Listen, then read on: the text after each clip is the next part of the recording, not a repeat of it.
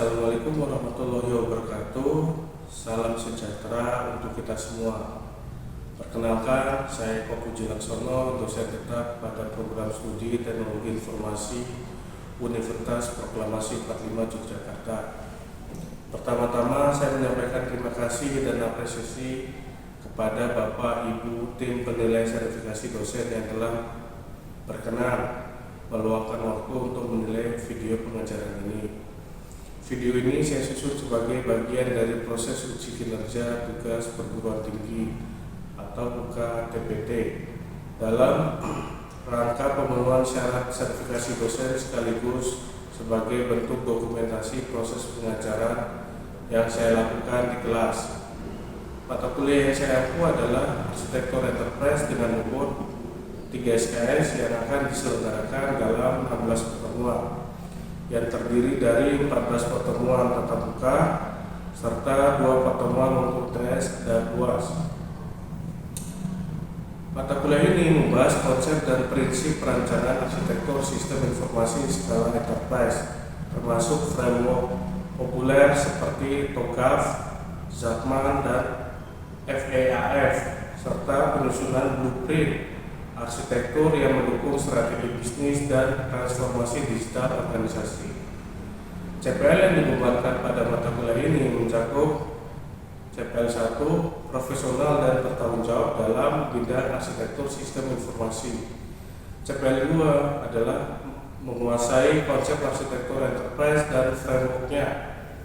CPL 3 adalah mampu menyelesaikan masalah perencanaan IT secara sistematis. CPL 4 mampu menyusun rancangan arsitektur enterprise berdasarkan kebutuhan organisasi. Sedangkan CPMK yang ingin dicapai adalah CPMK pertama, yaitu menunjukkan sikap profesional dan bertanggung jawab. CPMK 2 yaitu menguasai teori, prinsip, dan framework AE. CPMK 3 yaitu menganalisis kebutuhan dan menyusun blueprint arsitektur enterprise. CPMK 4 yaitu merancang dokumen arsitektur enterprise secara menyeluruh.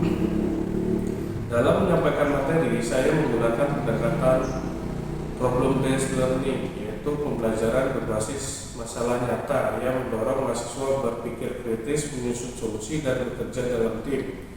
Selain itu, saya juga menerapkan DIA, yaitu Delivery, Interaction, dan Assessment. Yaitu delivery adalah penyampaian materi secara terstruktur dan kontekstual. Interaction yaitu mendorong diskusi aktif, tanya jawab, dan kerja kelompok. Assessment yaitu evaluasi melalui tugas, kuis, proyek, presentasi, dan refleksi mahasiswa secara berkala. Kombinasi dua pendekatan ini diharapkan mampu meningkatkan keterlibatan mahasiswa secara aktif dan mendorong pencapaian-capaian pembelajaran secara menyeluruh. Ada pula beberapa referensi atau pustaka utama yang saya gunakan dalam menyusun materi pengajaran ini, antara lain The Open Group TOGAF Standard Version 92. Yang kedua adalah Zalman yang berjudul The Zalman Framework for Enterprise Architecture. Yang ketiga adalah Bernard dengan judul An Introduction to Enterprise Architecture. Yang keempat adalah Session yang berjudul Simple Architecture for Complex Enterprise. Yang kelima adalah Landhorst yang berjudul Enterprise Architecture at Work. Demikian pengantar dari saya. Semoga video ini memberikan gambaran utuh tentang proses pembelajaran yang akan saya lakukan. Selanjutnya silakan menyaksikan proses belajar mengajar yang saya dokumentasikan berikut. Wassalamualaikum warahmatullahi wabarakatuh. Selamat pagi semuanya. Pagi Pak. Gimana kabarnya hari ini? Baik Pak. Alhamdulillah, seperti biasa sebelum kita mulai mari kita berdoa dulu sejenak agar perkuliahan kita lancar dan berfaedah. Berdoa menurut keyakinan masing-masing, berdoa dipersilakan. Oke, berdoa selesai. Kita lanjut ke agenda hari ini ya. Yang pertama adalah untuk kehadirannya teman-teman bisa langsung isi siakan masing-masing ya. Saya anggap yang hadir di kelas hari ini sudah mengisi absen, jangan lupa.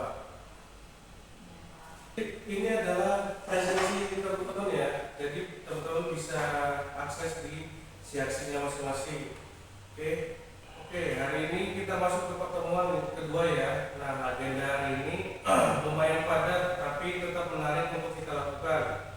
Kita akan membahas tentang metode dan framework arsitektur enterprise. Ini bagian penting kalau kalian ingin terjun ke dunia kerja IT atau konsultan digital. Setelah saya jelaskan materinya, akan ada sesi diskusi kelompok untuk brainstorming studi kasus. Nanti akan saya pilih satu kelompok dengan jawaban yang paling menarik. Untuk mempresentasikan jawabannya, tentu akan ada nilai lebih untuk kelompok terpilih. Yang lain tetap aktif ya, karena bisa saja saya lempar pertanyaan ke kelompok manapun. Jelas ya? Jelas Pak. Oke. Baik, kalau begitu saya lanjutkan. Sebelum kita masuk di metode framework, saya ingin sedikit review pertemuan pertama kita. Kalau kalian ingat minggu lalu kita sudah bahas bareng tes biar kalian tahu apa aja yang bakal kita pelajari di semester ini. Kita juga sudah belajar soal apa arsitektur enterprise itu dan kenapa penting buat menyambungkan strategi bisnis dengan teknologi. Ada yang masih ingat dan bisa jelasin poin penting dari pertemuan pertama? Mbak Koi. Ya Pak, kalau nggak salah arsitektur enterprise itu semacam peta besar buat menggambarkan keseluruhan sistem dalam perusahaan agar semua bagian mulai dari bisnis sampai IT bisa menyambung dan jalan bareng gitu Pak. Mantap, tepat banget. Enterprise arsitektur itu semacam blueprint ya teman-teman. Jadi layaknya rancangan strategis gitu. Gimana caranya bikin sistem IT yang gak asal jalan tapi nyambung sama arah bisnis perusahaan. Mungkin yang lain ada yang mau menambahkan atau mungkin ada yang mau tanya hal yang belum sempat disampaikan minggu lalu? Gak ada? Oke, kalau tidak ada saya langsung lanjutkan ke materi hari ini. Oke, sekarang kita bahas tentang metode dan frameworknya yang biasa dipakai dalam merancang arsitektur enterprise. Karena arsitektur enterprise itu ibarat peta besar perusahaan. Kita buat metode yang bisa bantu kita melihat dari atas dan mengerti bagian-bagian yang saling terhubung. Nah, untuk materinya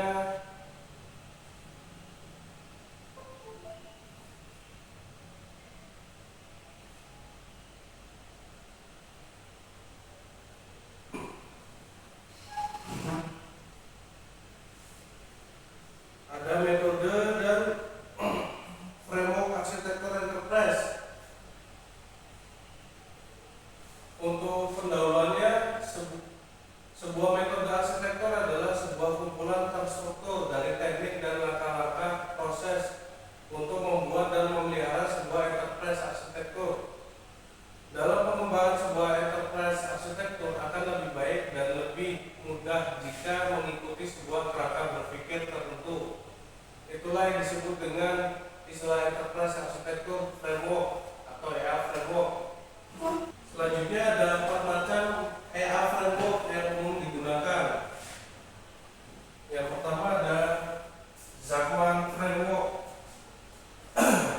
Pada tahun 1987, John Zachman memperkenalkan framework enterprise arsitektur yang pertama dan terkenal. Walaupun pada saat ini dikenal sebagai framework for information system architecture. Framework tersebut memberikan sebuah cara formal dan sangat terstruktur untuk melihat dan mendefinisikan sebuah enterprise.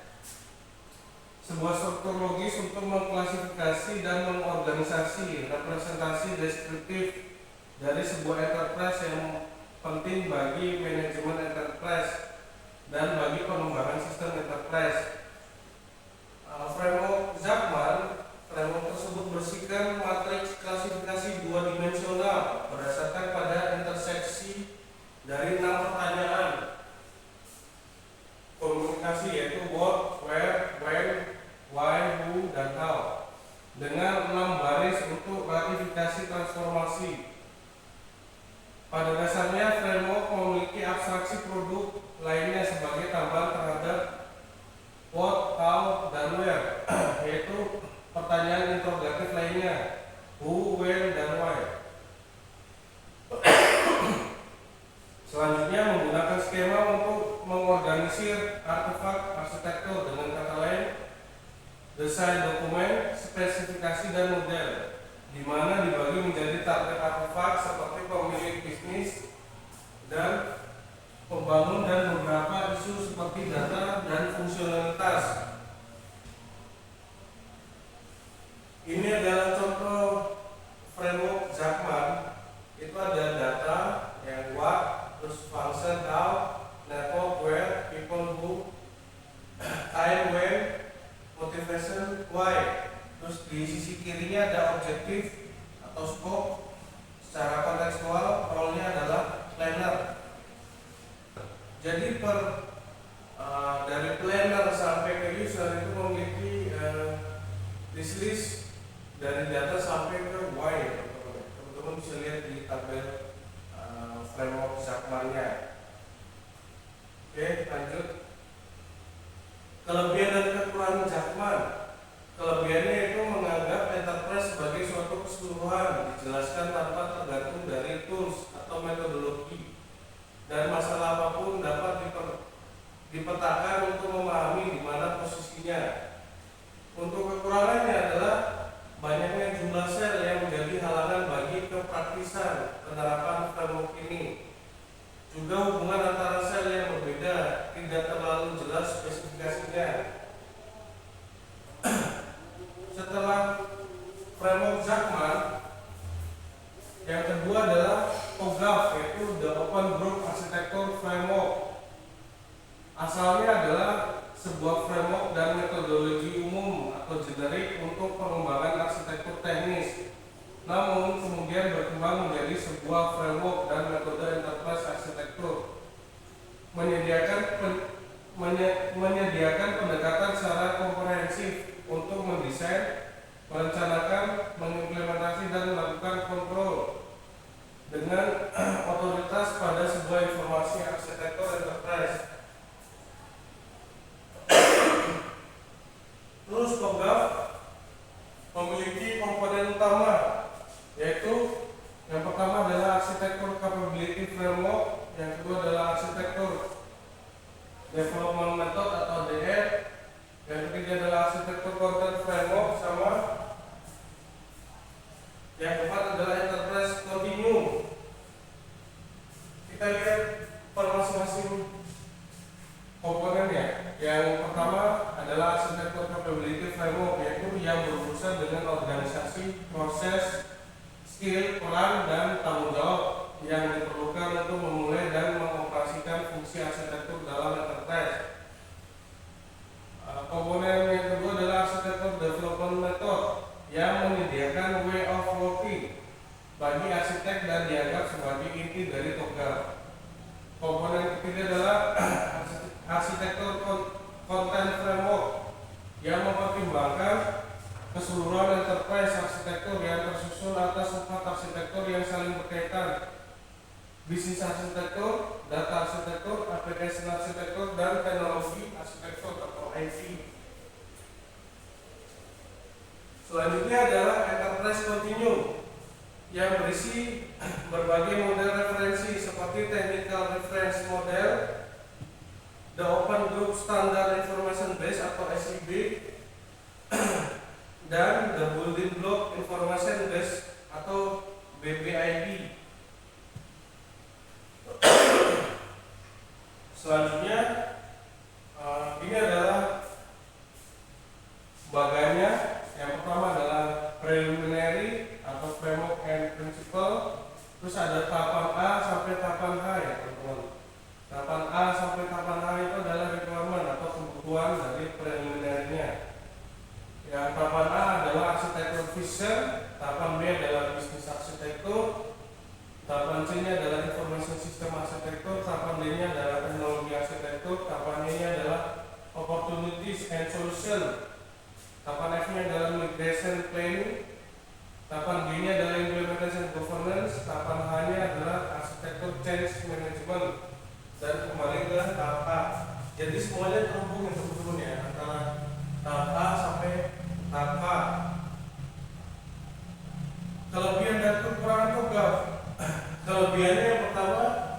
TOGAF menyediakan metode yang terstruktur dan mendalam untuk mengembangkan, memelihara, dan mengelola arsitektur enterprise yang mencakup berbagai domain seperti bisnis, data, aplikasi, dan teknologi. Selain itu, TOGAF diakui secara internasional dan sangat fleksibel sehingga mudah disesuaikan. Kalau kekurangannya adalah implementasi TOGAF bisa memakan waktu dan biaya, memerlukan investasi dalam pelatihan, peralatan, dan sumber daya manusia. Beberapa kritik menyebutkan bahwa TOGAF bisa terlalu preskriptif untuk beberapa organisasi dan mungkin kurang memberikan panduan praktis yang detail untuk semua aspek implementasi termasuk beberapa area tata kelola IT. Yang ketiga adalah Federal Enterprise Architecture atau FEAF. Dikembangkan oleh pemerintah Amerika Serikat untuk membantu lembaga federal dalam mengembangkan arsitektur IT mereka. FEAF dirancang khusus untuk memenuhi kebutuhan lembaga pemerintah AS dengan fokus pada regulasi dan kebijakan pemerintah. Framework ini menggunakan berbagai perspektif seperti performance, bisnis, service, data, dan teknikal untuk mengelola arsitektur di sektor publik. Enterprise arsitektur mendeskripsikan tingkat yang ada dan tingkat masa depan untuk agensi dan memperlihatkan rencana untuk mentransisikan dari tingkat sekarang pada tingkat masa depan. Framework selanjutnya adalah Gartner Enterprise Arsitektur Framework. Dikembangkan oleh Gartner, framework ini lebih berfokus pada hasil dan nilai bisnis dari enterprise arsitektur. Gartner menekankan pentingnya AI sebagai fasilitator transformasi bisnis dengan perhatian khusus pada praktik terbaik dan analisis strategis. Gartner AI atau Enterprise Architecture Framework lebih menekankan pada peran strategis AI dalam mencapai tujuan bisnis dan transformasi organisasi. TOGAF dengan metodologi arsitektur development method atau ADM menawarkan pendekatan yang lebih proses dan metrik berorientasi untuk mengembangkan AI. Kesimpulannya, yang pertama, metode tersebut ialah dapat menjadi komplement atau pelengkap satu sama lainnya.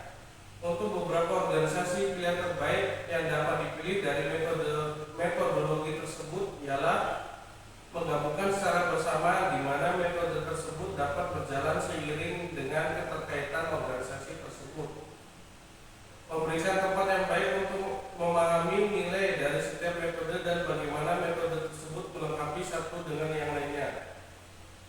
Kesimpulan kedua yaitu apapun rute yang dipilih ialah kalian harus mengingat arsitektur enterprise merupakan jalan, bukan merupakan tujuan. Sebuah arsitektur enterprise tidak memiliki nilai namun akan bernilai ketika dapat memberikan nilai secara cepat terhadap organisasi. Sampai sini ada pertanyaan teman-teman?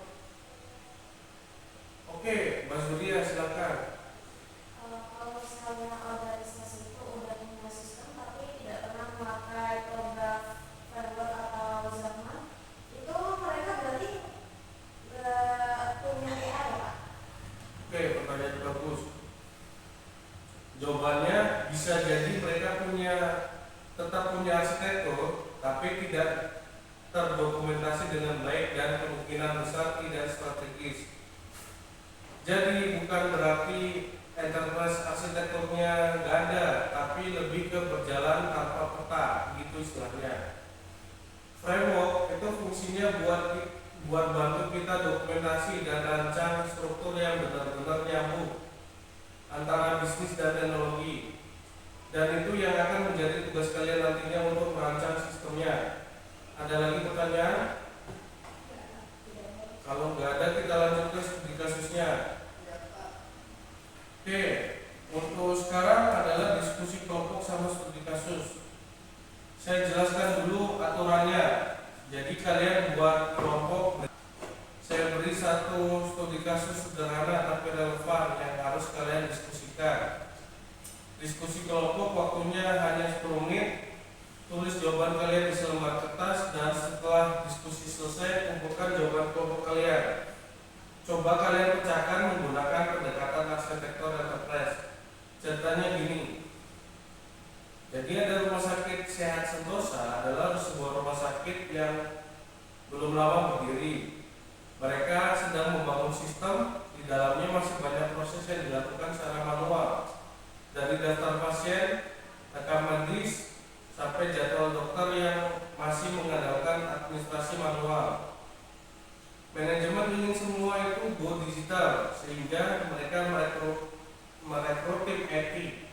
Nah, jika kalian adalah tim IT yang direkrut rumah sakit tersebut, apa yang bisa kalian bantu? Dicatat ya, tugas kalian adalah yang pertama, pilih metode arsitektur yang mau kalian pakai dan apa alasannya. Yang kedua, gambarkan secara singkat pendekatannya, bisa bentuk tahapan atau alur pikir. Yang ketiga, sebutkan minimal 2 tantangan yang mungkin akan dihadapi. Yuk, diskusinya bisa dimulai dari sekarang ya teman-teman ya. Oke, waktu habis bisa dikumpulkan masing-masing di depan. Silakan maju.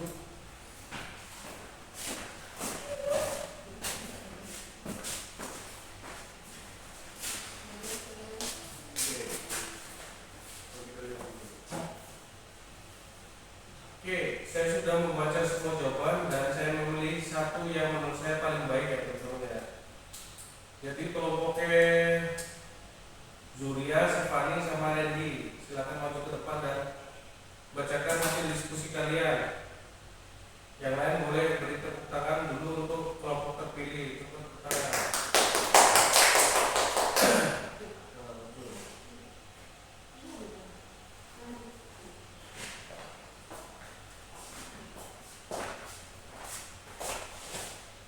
Oke, silakan dibacakan hasilnya.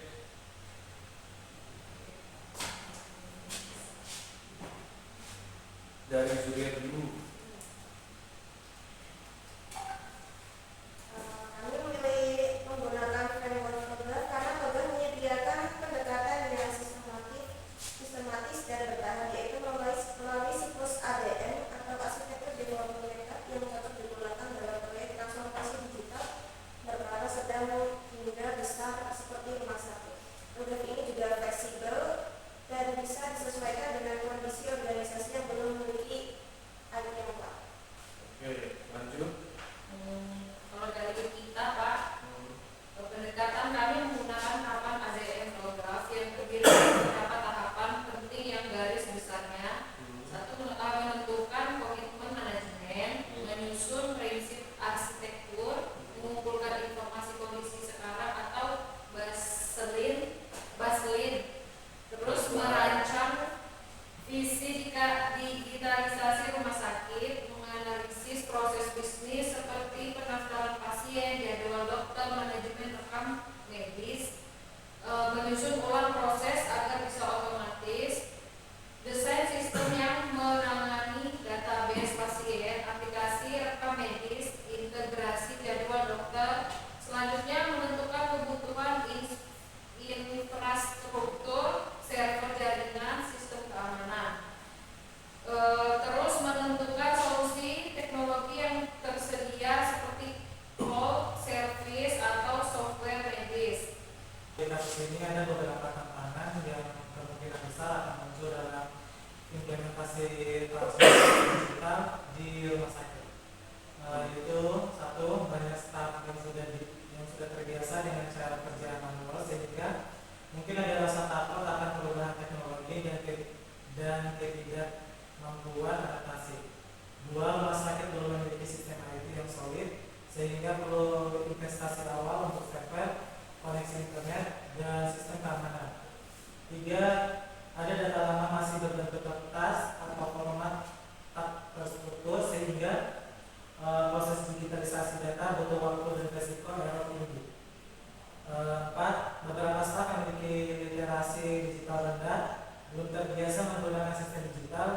kemungkinan staf gaptek dan sulit untuk diajari.